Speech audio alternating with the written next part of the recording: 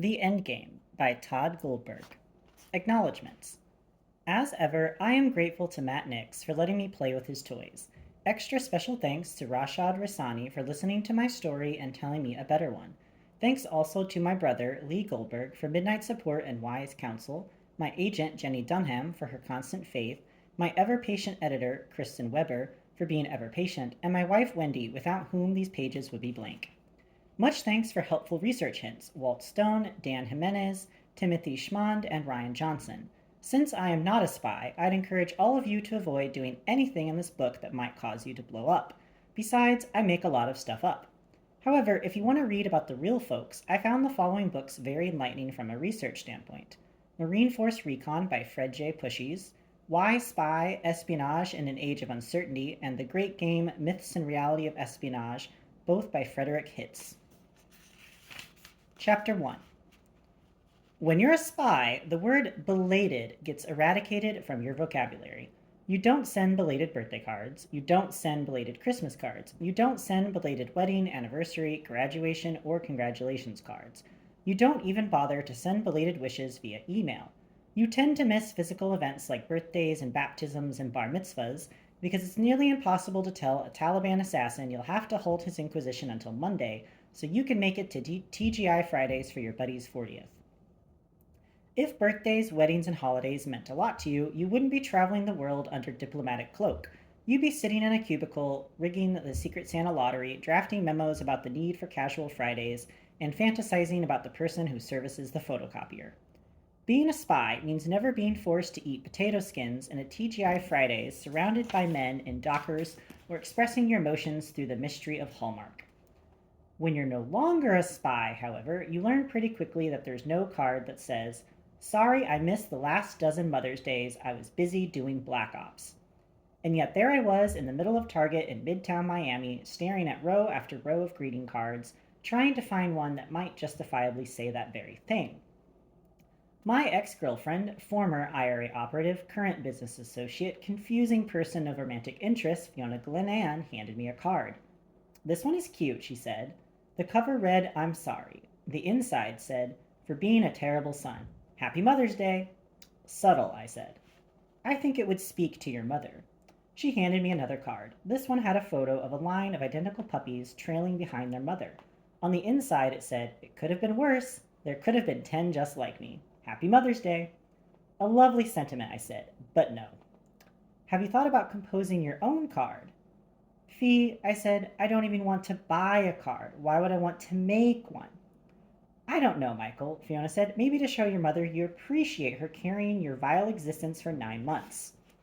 She had a point. The problem was that if I started making my mother handmade Mother's Day cards now, next year at this time expectations would be astronomical, and next year I planned on being out of Miami permanently. It may be a big city, but when you're essentially trapped in the city limits by your own government, every day it seems to shrink by an inch. One moment I was a covert operative in fine standing, negotiating a wire transfer with a Russian gangster over a Nigerian oil refinery. The next moment I was an ex-covert operative in exceptionally poor status, running for my life. Subsequently, I've been ensnared here in Miami, trying to figure out the truth behind who issued my burn notice, thus placing me on a blacklist the world over, my movements alternately watched by the FBI and ignored by the FBI. As long as I don't leave the surrounding area, I won't heat up. So for the last year, I've been forced to take jobs helping people while I try to gather evidence on the people who turned my dossier into a Bible of lies, learning along the way that I've been moved like a pawn and how difficult it is to find the king. That's the easy part compared to navigating my mother Madeline's emotional ballistics. I've spent nearly 40 years on this planet, have dodged bullets and missiles, have killed men, have blown up buildings, have found myself disavowed by my own government, and I would do all of those things again, twice even, if it meant I wouldn't need to find an appropriate Mother's Day card. "Why don't I just take her out to dinner?" I said. "You should make her dinner," Fee said, and handed me another card. "This one is nice." On the front was a huge mushroom cloud erupting over a 50s era tract home. I didn't bother to open it up. "This isn't technically helping," I said. "Suit yourself," she said. "I'm going to the garden section. See if they might have anything I can later use to incinerate your loft when you invariably disappoint me again." "That sounds like a great plan," I said. I watched Fiona walk away. Both men and women followed her as she passed. She paused for a moment in front of a display of scented candles, let her fingers idle on one, leaned forward to smell it like she was putting on a little show, letting people know she was in the building in case anyone hadn't noticed her yet. A Cuban kid wearing a wife beater and with a barbed wire tattoo that climbed up the middle of his throat stopped behind her and ogled her ass. He didn't realize it, but depending upon Fiona's mood, he was potentially about 5 seconds away from losing a vital organ. Fee must have been in a good mood, since when she turned around and saw the kid, she just smiled and whisked away. She had that thing. There wasn't anything physically imposing about her. She was small, really, barely over 5'3", maybe weighed 100 pounds with a gun strapped to her ankle, but she walked like a panther, carried herself with a confidence that said she could sleep with you or kill you, and it really made no difference to her which outcome won. In a different world, I suppose it would be a lot easier to just be with Fiona, but there's nothing easy about being in a relationship with someone recognized as an international criminal, particularly when you're a spy, or used to be a spy. My own identity crises probably didn't help the situation. I spent the next 10 minutes thumbing through cards. None of them appealed to me. I kept looking for one that said something along the lines of, I love you despite it all, but Hallmark didn't seem to have that one available this season. Things were getting dire. I called my younger brother Nate to see what he was planning on doing. He answered on the 15th ring. Bro, if someone doesn't answer after 5 rings, that means they aren't home, Nate said. He sounded like he'd been sleeping for days. What are you getting Ma for Mother's Day? I said. You don't say hello? I thought you weren't home, I said. I was leaving a message. What time is it? 11:30. Crap, he said. I'm late. Where do you ever have to be? I've got appointments, he said. People depend on me. Nate has never had a real job. Doesn't have a real job. Will never have a real job. He's periodically drives a limo, which isn't a real job. Driving all day and getting nowhere does not qualify as actual work. Even a hamster would agree. I suspect one day the IRS will want to have a long, involved chat with him. You driving to Jai Alai or the track? If you must know, Jai Alai, Nate said, and then I have a few drops at Indian casinos. You running people or bets? I have a vested interest in the success of the sport and in the gambling industry as a way of helping the Native Americans. It's Mother's Day, Nate, I said. When has that ever mattered to you? I'm just saying, I said. Listen, I'm going blind staring at cards. Tell me what you got, Ma, and I'll let you go. The same thing I get her every year. Dealing with Nate is often a delicate exercise. He doesn't react well to authority. He also doesn't think of me as authority, which compounds things. Right, I said. I picked up another card. This one featured a picture of a morbidly obese woman in a bikini. The inside said, I might be responsible for your stretch marks, but at least you're not this fat. Happy Mother's Day. When did greeting cards get so mean? Where are you? Nate said. Target. Aren't you all domesticated now? I even eat with silverware. You were about to tell me what you got, Ma. If you had a yard, you could get one of those blow-up pools. Get Sam to play lifeguard to the neighborhood kids. He was a SEAL, right? Nate was talking about Sam Axe, my de facto watchdog and partner, who was indeed a SEAL, but was now essentially Jimmy Buffet with a license to kill. Not likely. Listen, I need you to focus. What did you get, Mom? Maybe Fiona could take up baking, Nate said. Are you done yet? Oh, I could go all day. Just tell me what I need to know and I'll let you back to your life of leisure and won't even tell Fee about that baking remark. Save us all a lot of problems. Nate said, You're the spy. Figure it out. And then he hung up. I called him back, but after 20 rings, I figured he'd made his point. A woman wearing an outfit made entirely of pink and green terry cloth pulled her cart up beside me and started leafing through the cards. She was about my mother's age, maybe a few years older, and she smelled vaguely of cigarettes and a floral perfume that immediately made my head hurt. When you're in a hot zone and aren't sure of local custom, it's wise to capture and interrogate someone who will give you the information you need to survive. Better to deal with certainty than to be the victim of assumed intel. Pardon me, I said, and when the woman turned to regard me, I smiled at her with all the gusto I could manage. What's your name, ma'am? Evelyn. Evelyn, if you were my mother, what would you want for Mother's Day? Evelyn pondered my question for a moment and then brightened up. A crock pot. Really? Absolutely. Or a toaster oven. Cost of gas these days, a toaster oven makes a lot of sense. What about in terms of cards? Something with Snoopy. I've always liked Snoopy. She scanned the racks and then handed me a card with Snoopy grasping his chest with glee, little red hearts bursting all around him. On the inside it said simply, Happy Mother's Day. Would I need to add anything to this? Some kind of salutation? Again, Evelyn pondered silently before answering. Well, she said, you don't seem like someone who really knows how to express emotions very well, so I'd say no. That sounded reasonable. Good, good, great actually, great, you are correct. Snoopy card in a toaster oven. Precisely. And here I pointed. I'm not sure why, but it made me feel less like an emotionless cyborg that even a woman caped in terry cloth could see through. Is this some kind of contest? Evelyn said. Have I won something? Yes, I said. Yes, absolutely. I took Evelyn's hand and shook it vigorously. You have indeed. Target thanks you for your support. Everything in the store is 20% off. Enjoy. Happy Mother's Day. After the woman skittered off to shop to her heart's content, the entire world 20% brighter and filled with more possibility, I finally located the appliance aisle about a city block away and grabbed a silver toaster oven and a matching silver crock pot, figuring what the hell, might as well come big. It was still odd for me to be walking through a place like Target without feeling like there was an actual target on my back. You spend the majority of your life in foreign countries taking care of other people's problems. You tend to feel a tad claustrophobic in an enormous box with only one marked exit. Never mind that seeing so many people wearing red uniforms made me think I was being tracked by the Coldstream Guards. You either decompress quickly or you become a cautionary tale. I've known guys who, the moment they were decommissioned, began to think every letter was a letter bomb, every white powder was anthrax, every woman who showed even the slightest bit of interest in them was out to cut their throat for something they did when Germany still had a wall dividing it. Those guys got departure interviews, retirement packages, and health benefits and still couldn't stop feeling it. I got a burn notice, a one way ticket to Miami, and an open invitation across the world for people to come looking for me. One way or another, you either adapt or you died, literally, metaphorically, whatever. This is why I should have immediately recognized David Harris, a kid I went to high school with, when he entered the small cooking appliance aisle. I was busy pondering the existence of egg cookers in this world when I saw him. The exit behind me was blocked by a woman pushing a baby stroller.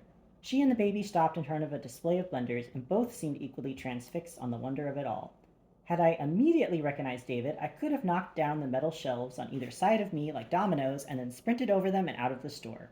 I could have conceivably fired a couple shots into the air conditioning unit humming above my head, which would cause a huge fireball to erupt in the interstate of ducts crisscrossing the store, and everyone would be so confused they'd have no idea who they thought they might have recognized from third period science.